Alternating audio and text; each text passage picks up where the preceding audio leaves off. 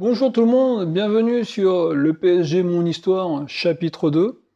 Donc on fait un petit rappel sur le chapitre 1, on va juste rappeler les trophées remportés sur le premier chapitre qui était de 1977 à 1991.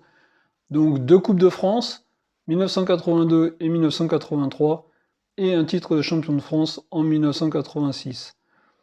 Donc là maintenant on va se retrouver sur le deuxième chapitre où on va reprendre où on en était en 1991. 1991, allez, on va être honnête, à cette époque-là, je suis assez jeune, j'ai pas 20 ans encore, on va dire que le foot n'est pas ma préoccupation première à ce moment-là. Le PSG, je le suis toujours, mais d'un petit peu loin quand même. 1991, révolution au niveau du PSG. Alors, dans la ville de Paris, il y avait le Matra Racing qui avait vu le jour en 1986. Qui, au bout de 2 ou 3 ans, je m'en souviens plus, le Matra se retire, donc ça reste le Racing Club Paris, avec une épopée, une finale en 1990, je crois, ouais, de Coupe de France, et le club du Racing Club Paris dépose le bilan, terminé. Le PSG n'en est pas loin non plus. En 1991, il faut savoir qu'à ce moment-là, le PSG est vraiment à la ramasse en championnat. Voilà, on est vraiment à l'ancienne alors qu'on arrive sur des airs nouveaux avec l'Olympique de Marseille de Bernard Tapie, les Girondins de Bordeaux de Claude Bess à l'époque, l'AS Monaco de Luis Compora, ouais, Compora, ouais. Donc on est sur des nouveaux modèles au niveau du football et le PSG est un peu en retard, le PSG de Francis Borrelli. Donc la mairie de Paris cherche des investisseurs et les premiers investisseurs qui arrivent, qui vont reprendre, c'est Canal+. Canal+ arrive en 1991 à la tête du PSG. Canal+, qui est le diffuseur officiel du championnat de France depuis 1984. Donc le Canal+, qui est le diffuseur, donc Canal+ arrive au Paris Saint-Germain, arrive avec de nouveaux moyens. Mais comme moi je vous dis, je regarde d'assez loin quand même, hein, à ce moment-là de ma vie. Le football, comme je vous ai dit, n'est pas ma priorité. Donc Canal+ arrive en 1991, donc un nouveau président délégué à l'époque, c'est pas le président, c'est le président délégué. C'est Michel Denisot. Michel Denisot qui connaît un peu le football quand même, qui a été à Châteauroux, qui a été président de Châteauroux, et qui était quand même commentateur aussi de matchs de foot à ses débuts. Donc, Michel Denisot arrive, Michel Denisot s'entoure quand même d'une bonne équipe en tant que directeur sportif, Jean-Michel Moutier, quoi. Il y avait quand même du monde dans l'équipe du PSG. Fait un peu table rase du PSG d'avant, donc ça veut dire certains joueurs, ça fait Souzic par exemple, n'est pas conservé, l'entraîneur Henri Michel n'est pas conservé, et on a un nouvel entraîneur qui arrive, Arthur Georges. Arthur Georges qui était passé par le Racing Club Paris, quoi, par le Matra Racing plutôt. Arthur Georges qui avait gagné la Ligue des Champions avec Porto, donc c'est vraiment l'entraîneur à ce moment-là, l'entraîneur à la mode, hein, et Arthur Georges qui arrive au PSG, ça peut donner un nouvel élan au PSG. Donc certains joueurs, alors à l'époque, en 1991, donc dans ces années-là, il faut savoir que on n'est pas sous l'arrêt Bosman encore. On est vraiment dans des réglementations très très strictes, hein. C'est au minimum sur le terrain 3 joueurs de nationalité étrangère, c'est 2 extra-communautaires et 1 communautaire. Donc ça veut dire que les joueurs étrangers, on peut en avoir 3. Donc le PSG à ce moment-là fait venir 3 joueurs, alors c'est 3 brésiliens, mais un avec une double nationalité portugaise-brésilienne. Donc ces 3 joueurs sont Ricardo et Geraldao pour la défense centrale et Valdo qui arrive de Benfica. Donc le PSG là sur cette reprise 1991-92 fait une bonne saison, se remet dans les premiers. Alors c'est pas un jeu alléchant, hein. Arthur Georges c'est pas le jeu virevoltant, non, c'est le jeu posé sur des bases défensives très très importantes. Première saison en plus avec David Ginola qui arrive dans le cours de la saison après le dépôt de bilan de Toulon. Donc là aussi une bonne arrivée pour le PSG. Donc 1992, PSG finit troisième du championnat. Bon, très très bonne saison. Ça va se renforcer encore un peu plus pour la saison à suivre. Allez, 1992, le PSG prend un virage très très important après leur troisième place en championnat, et c'est là qu'on va ramener encore un peu plus de supporters, et c'est là par exemple que moi je vais revenir un peu plus au niveau du foot. Donc là, par exemple, on départ à la retraite d'un joueur mythique, emblématique du PSG, Joël Batz, arrivé de Bernard Lama. Pour vous donner un exemple, hein, après on a plein d'autres arrivées comme Alain Roche qui arrive, Georges Weah à l'époque, vraiment un très très très bon joueur avec l'AS Monaco. Le PSG là repart sur des bases vraiment différentes, c'est le retour à l'Europe. Et je me souviens d'un match, c'est Naples-PSG en Coupe de l'UEFA, à l'époque on appelait ça la Coupe de l'UEFA, c'était la C3. Match à Naples, on se dit voilà, Paris Saint-Germain, ils reviennent en Europe, Naples, alors à ce moment-là on vit sur le passé de Diego Maradona, hein. On vit encore, à l'époque on se dit ouais Diego Maradona, mais il n'est plus là Diego Maradona, il n'y a plus de Diego Maradona à Naples, mais on vit sur ce passé-là, Naples reste quand même, ils ont gagné la Coupe de l'UEFA il n'y a pas longtemps, donc on reste un peu là-dessus. Et à Naples, le stade s'appelait encore Sao Paulo, ouais, le stade de Sao Paulo. Et le PSG va s'imposer 2-0, doublé de Georges Weah. C'est le premier coup d'éclat du PSG version Canal+. Je me souviens de ce match à la télé, j'avais vraiment, j'ai sauté partout. Match retour, j'étais dans les tribunes, je suis allé voir ce match, alors 0-0, mais j'étais dans les tribunes, ça faisait longtemps que j'étais pas retourné voir le PSG jouer. J'avais été le voir ce match, c'était en plus pour les 10 ans de la chaîne Canal+, ça avait été vraiment une belle fête. Et une qualification pour le PSG, vraiment quelque chose d'extraordinaire, mais ça n'était rien avec ce qui allait arriver dans la saison, dans cette saison-là. Le tour, on est en huitième de finale, ou quart de finale, on est en quart de finale plutôt. Quart de finale de la Coupe de l'UEFA, on joue le Real de Madrid. Alors le Real de Madrid, bien sûr, le Real de Madrid de cette période-là n'était pas le plus beau des Real de Madrid, mais restait quand même un club au-dessus du PSG. Match aller à Madrid, le PSG s'incline 3-1, avec un but sur un corner où on voit toute l'expérience du Real de Madrid et l'inexpérience du PSG. Mais on va revenir sur le match retour. Le match retour, Alain Roche est suspendu en plus, donc en défense centrale. Antoine Kombouaré qui prend sa place, parce qu'à l'époque, avec Arthur Georges, il faut savoir qu'il y avait un 11 et il y avait les remplaçants. Et quel match pour moi, aujourd'hui, on est en 2023, c'est le plus beau match du PSG en Europe. Il n'y a jamais eu d'égal à ce match. Victoire 4-1. Alors, je ferai, dans mon histoire, je raconterai ce match-là, ma vie, ma version à moi. Mais pareil, quel match, voilà, quelle soirée extraordinaire. Je m'en souviendrai toute ma vie. Et pendant 2-3 jours après, revoir les images, et même encore aujourd'hui, quand je revois les images sur YouTube, je vous promets que la tête de Comboré me donne des frissons encore. Hein, quand je me rappelle des 3 buts, des 4 buts plutôt, et le quatrième de Comboré, c'est vraiment. Mais quelle soirée aux commentaires, je m'en souviens de Thierry Gilardi et Michel Platini, ça avait été extraordinaire. Bon, après, avec une élimination malheureuse en demi-finale contre la Juventus, sans avoir démérité, mais à cette époque-là, le foot italien était quand même bien au-dessus. Allez, cette année 92-93, on va quand même pas rester deux plombes dessus, même si ça reste pour moi une des plus belles. Victoire en Coupe de France, demi-finaliste de la Coupe de l'UEFA, donc la C3, et vice-champion de France derrière l'Olympique de Marseille, on est en 1993. Alors, pour les supporters de l'OM, il reste cette année 93 la victoire en Ligue des Champions, bien sûr, hein, la première, et surtout le match d'après, où ça avait été le festival pour eux. On est dans le Classico. Alors, en tant que supporter du PSG, ça reste pas un bon souvenir, bien sûr, mais le match à l'Olympique de Marseille ce jour-là a fait honneur à son titre en Ligue des Champions. C'est vrai que ça fait mal de le dire pour un supporter du PSG, mais ça avait été un match côté Marseille, pas côté parisien, mais côté Marseille extraordinaire, avec le but de Basile Boli de la tête encore, hein, sur une action où c'est vrai que le ballon n'avait pas touché le sol et où les joueurs du PSG n'avaient pas vu le jour.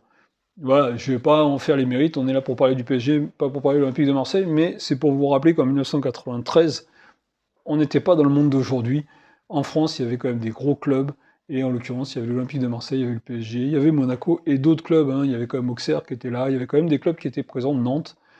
Donc vraiment, on était sur quelque chose, mais le PSG était dans sa courbe de progression. On arrive sur la saison 93-94, le PSG se renforce encore un tout petit peu, quelques petites touches, hein. C'est toujours du Arthur Georges, hein, on est vraiment dans le truc. 94, retour du titre de champion de France, une belle saison, une demi-finale en Ligue des Champions encore, demi-finale, élimination en demi-finale, mais quoi, éliminé en demi-finale plutôt, élimination, excusez-moi, mais le PSG tape encore le Real de Madrid, donc Bon voilà, on est bien, on espère pour la suite, mais le titre de champion 1994, voilà, on est encore une Coupe de France remportée et un titre de champion de France remporté. On est en 1994. Alors, comme tous les supporters parisiens en 1994, on est impatient de cette saison. L'arrivée de Luis Fernandez, le tout jeune entraîneur. Alors, Luis Fernandez, moi, à mes yeux, reste pour moi, alors, le terme, excusez-moi pour le terme, mais c'est un renégat. En 1986, il a quitté le PSG pour l'argent pour aller au Matra Racing, qui était le club juste à côté. C'est comme si aujourd'hui, un joueur du PSG quittait le PSG pour l'argent pour aller à l'Olympique de Marseille. Je trouverais ça vraiment. Voilà. Donc moi, c'est au même titre quand des Parisiens partent à Marseille, on les traite de renégats de tout. Là, c'est à ce moment-là, Fernandez, quand il a quitté le PSG pour aller au Matra Racing, j'avais pas trouvé ça beau du tout. Bon, donc il a fait un an et demi, je crois, à Cannes, où on retrouvait comme président du club de Cannes, c'était Francis Borrelli, l'ancien président du PSG. Donc, Luis Fernandez arrive en 1994 sur le banc du PSG. À cette époque-là, c'est le Barcelone de Johan Cruyff.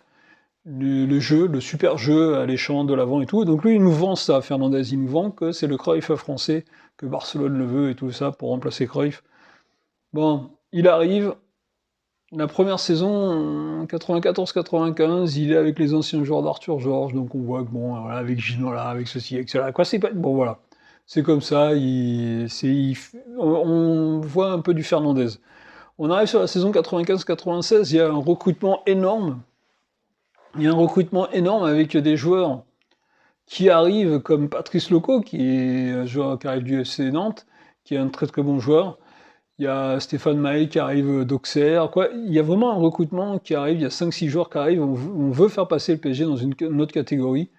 Donc certains joueurs quittent le PSG, comme des Ricardo, comme Valdo, Wea aussi qui quitte le PSG. Voilà, on tourne une page. Et cette première page qui avait été faite, amorcée en 1991 jusqu'à 1995, on va dire, reste 4 saisons où on a eu des super coups d'éclat. La victoire du PSG à Munich en Coupe d'Europe, avec le magnifique but de Georges Weah, on s'en souvient. Des matchs remportés contre le Real de Madrid, contre Naples, mais aussi des défaites contre le Milan AC, contre la Juventus de Turin. Donc les Italiens, on avait toujours un peu de mal avec eux. Et une élimination aussi contre Arsenal, je crois, si ma mémoire est bonne. Donc le vase tourne.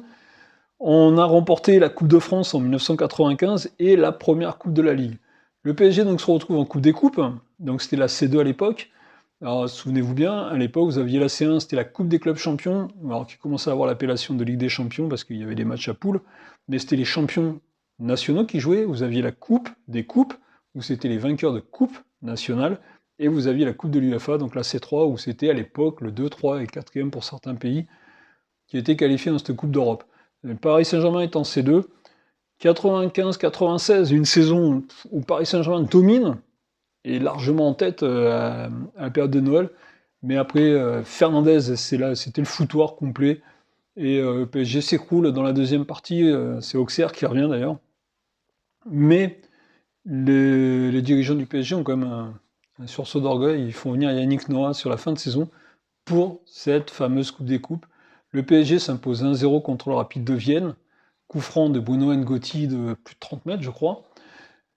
Pour moi, aujourd'hui, ça reste le plus bel exploit, le plus bel événement du PSG.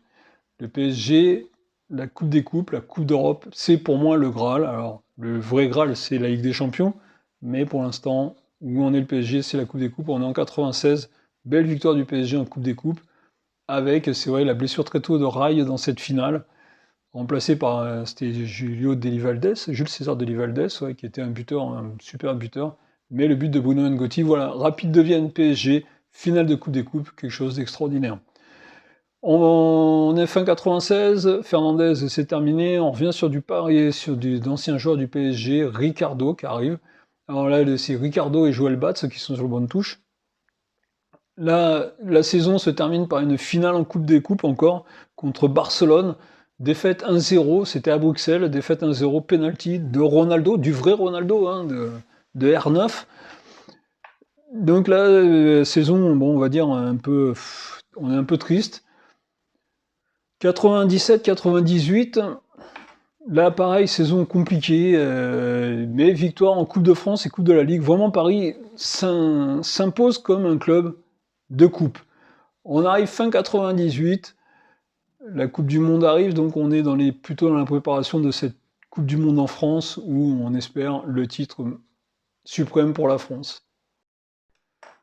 En 1998, la France est championne du monde. Youpi, on saute tous partout, c'est vraiment extraordinaire.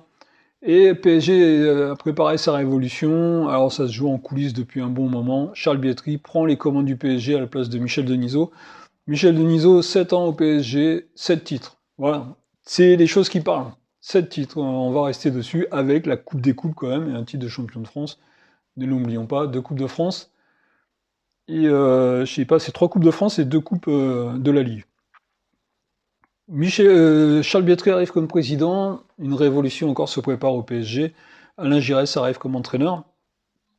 Et puis beaucoup de nouveaux joueurs arrivent.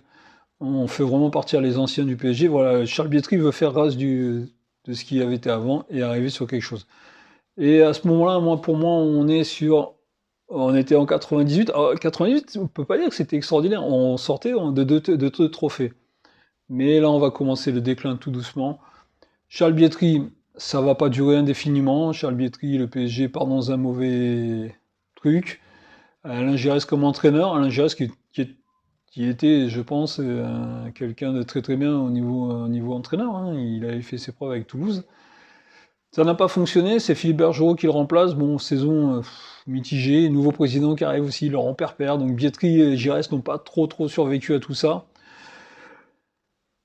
Quoi dire? Pas grand-chose. On est donc quand même dans un vide sidéral pendant un petit moment. Alors Philippe Bergerot arrive, Philippe Bergerot reprend, Philippe Bergerot arrive avec quelque chose d'autre. Le PSG redresse un peu la tête. On arrive dans un recrutement au début des années 2000, ce qu'ils appellent le Paris banlieue, avec le retour de Nicolas Anelka à Paris, les arrivées de Peter Luxin, Stéphane Dalmat, les deux qui arrivaient de Marseille. Peter Luxin, pour moi, qui était vraiment un joueur extraordinaire et qui a vraiment loupé sa carrière, le pauvre, en venant à Paris. Alors, il n'a pas loupé sa carrière en venant à Paris, c'est en rencontrant un certain entraîneur.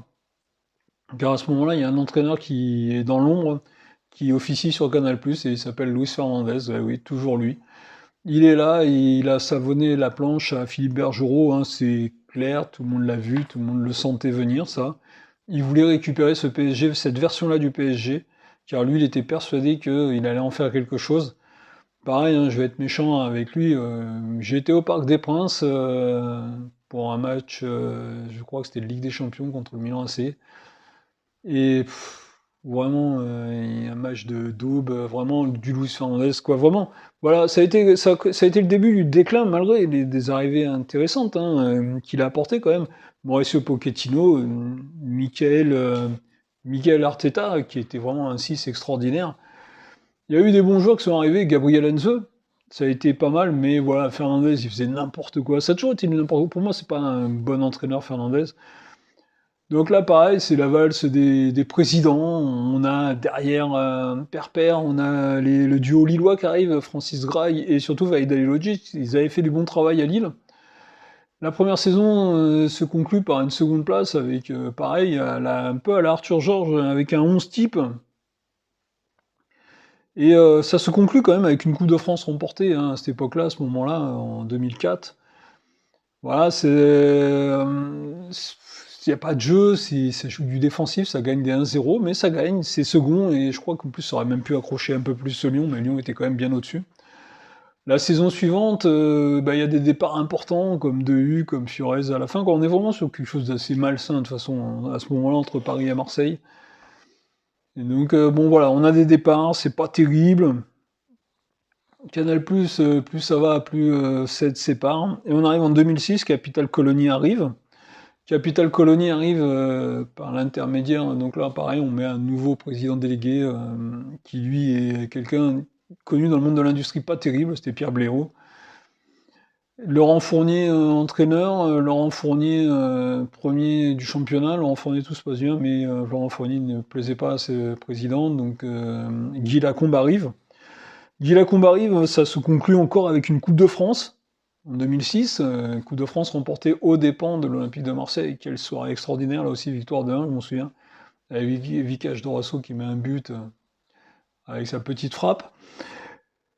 Après, on a une Coupe de la Ligue qui arrive en 2008, mais là, on est vraiment dans quelque chose. Heureusement qu'il y a Pauletta d'ailleurs à cette époque-là pour tenir un peu le PSG, parce que sinon, s'il n'y a pas Pauletta, il n'y a plus rien. On va être honnête, heureusement qu'il y a Pauletta et les entraîneurs qui se suivent. Paul Le Guen qui arrive, on pense que ça va, mais bon. On arrive en 2008, on remporte une nouvelle Coupe de la Ligue.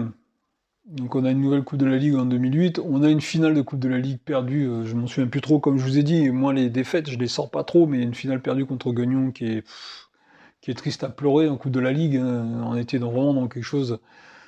On a la saison où on se maintient grâce à Amara Diané, donc pour moi, joueur extraordinaire, Amara Diané, qui nous permet quand même de rester en Ligue 1. Hein, à Sochaux, je m'en souviens, victoire 2-1, quel match. Et la Coupe de France remportée en 2010, nouvelle Coupe de France remportée en 2010. Donc là, on va quitter donc ce deuxième chapitre qui avait super bien commencé avec les années Canal+, les années Michel Denisot. Et après 1998, quand Michel Denisot a quitté son poste, 98-2011, on est sur un marasme assez complet. Donc on est quand même sur 13 années, hein, même, oui c'est ça, 13 années. Vraiment, vraiment pas terrible. Je peux vous dire que pour nous, supporters parisiens, ça a été quelque chose de très très très long. Donc voilà, on est fin de saison 2010-2011. On attend le renouveau, on attend ce qui s'annonce à Paris. Pas de budget, pas de joueurs. Donc c'est pas terrible. Heureusement qu'on avait un super joueur à ce moment-là, un vrai super joueur qui était Pauletta. Allez, on va conclure donc ce second chapitre de 1991 à 2011. 20 ans, 20 ans donc ce deuxième chapitre. En 20 ans, je vous l'ai dit, 1991, 1998, bien, période Canal+, période Michel Denisot, et de 98 à 2011, pendant 13 ans, là, ça a été une succession de présidents, d'ailleurs, il n'y a qu'au PSG qu'on peut faire ça, avoir autant de présidents. Il y a l'Olympique de Marseille qui est pas mal aussi à ce niveau-là, mais vraiment le PSG, hein, on a eu Bietri, Perper, on a eu Graille, on a eu Bléau, hein, on a eu Bléau, qui c'est qu'on a eu d'autres je me demande si on n'a pas eu... on a eu Charles Villeneuve, on a eu...